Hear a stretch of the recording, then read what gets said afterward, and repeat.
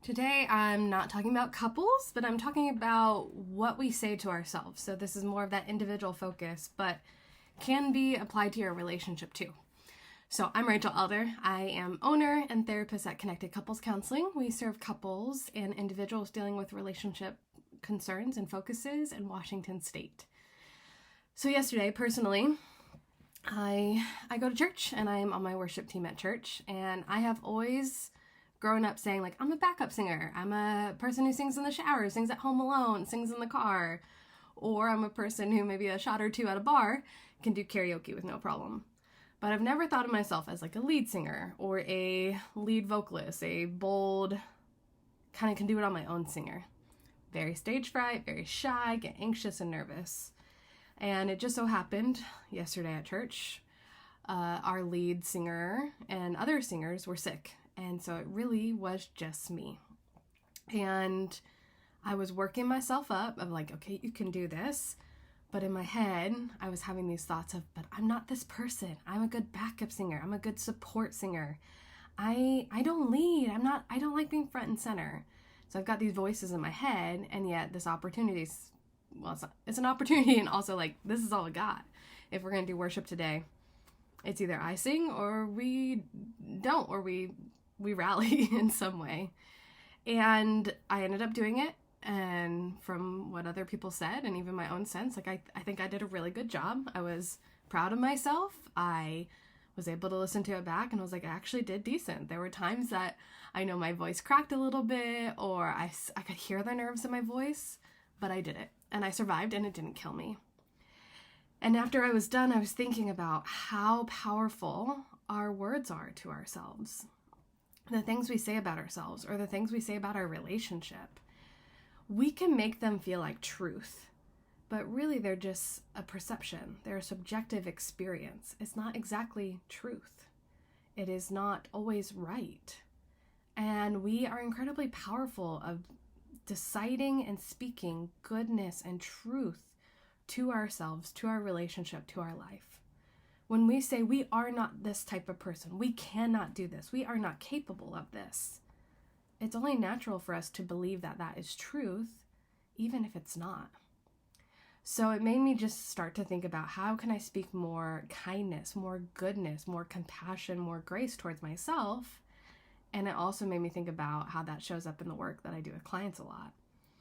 There's a lot of times that anxiety, that fear, the words that other people have spoken over you or spoken about you, that you start to believe, this is who I am. But ultimately, we get to challenge that constantly. We get to decide for ourselves, like, is this who I am? Maybe it is, but maybe it's not. Maybe I haven't challenged myself. Maybe I haven't taken that risk. Maybe I haven't tried it. I had the same conversation in my own therapy last week. Making friends as an adult is so hard. And I've had some really hard friendship experiences over the last few years where I got in my head of, maybe I'm just meant to just have my husband as a friend. Maybe there's something wrong with me. Maybe these people don't want to be my friends, or these experiences keep happening because it's me. I'm not sure there's something there, right? A friendship is a relationship. There's parts for me to own and parts for them to own. But I kind of got in my head of like, it's too hard to keep trying and putting myself out there and potentially being hurt. That's not worth it. It's not worth the risk. And, I spent a day last week crying with my husband. I'm like, I just feel so lonely. I just want a best friend. I want someone I can text all the time. And I brought it to my therapy session, and she said, maybe it's time for you to like level up and challenge yourself. And instead of telling myself that I'm not worth it, or it's not going to happen, or the effort isn't worth it, to actually speak truth and goodness. I want that friendship. I want deep connections. I know the people I connect with, and it's probably going to be that there's a rule out more than those connections sometimes, but it's still worth it to keep pursuing. I'm not a bad friend. I'm a good friend. I'm a human who has flaws, who has imperfections, but I am someone who is committed to working on relationships, wanting to own my stuff, repair when that's a mutual feeling, and that doesn't always happen.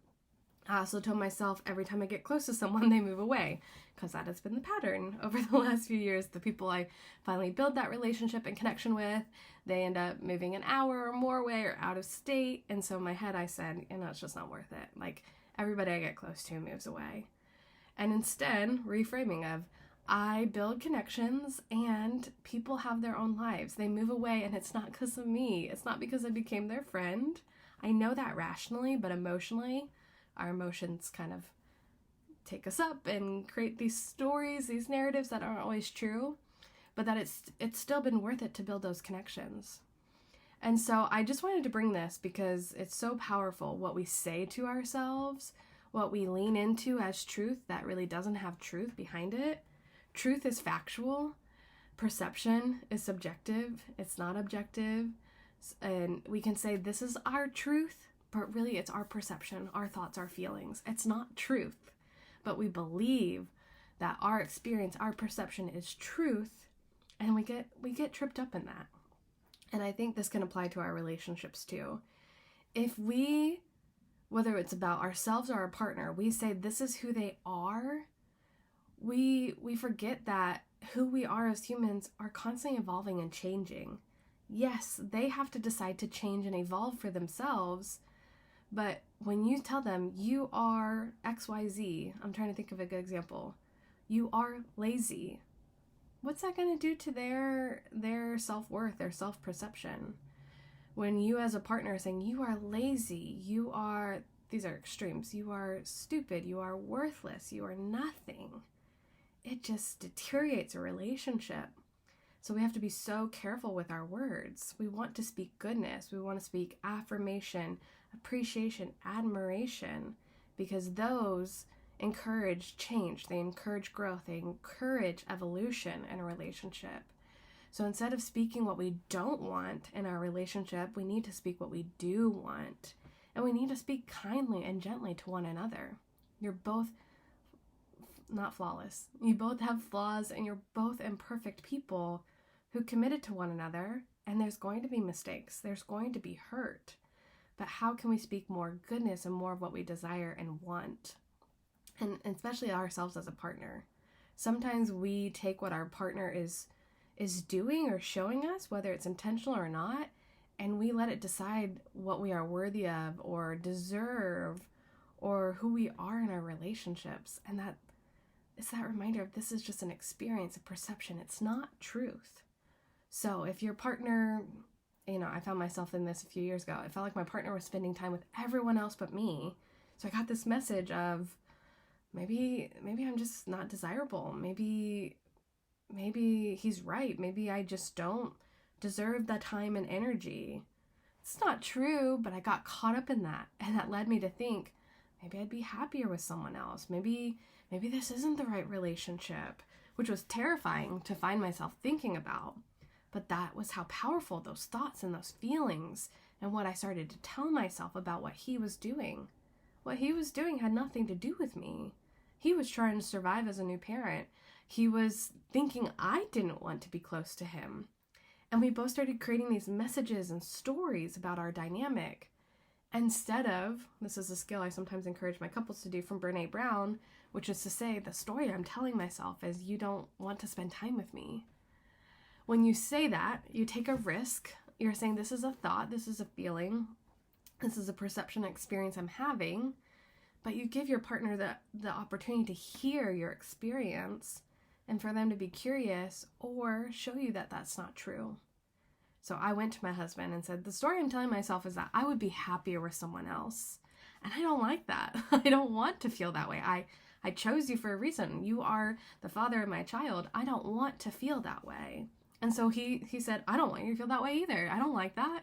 And we took the steps to change that. And now we are in a different place, thankfully. We still have our imperfections. We still have our flaws that we still work on. But I also have learned how to say the story I'm telling myself is not necessarily the truth. It's my truth right now, but it's not the truth forever. So therefore, it's not truth. It's just an experience. It's perception. It is subjective. It's not objective. So I just thought I'd come on and share. It's kind of a wide range of like the story I was telling myself, singing on stage, and then having that confidence to do it and finding so much reward in that experience. The story I tell myself about who I am as a partner or how I experience my partner, my relationship, our words are very powerful. And we have the full autonomy to change how we wield that power.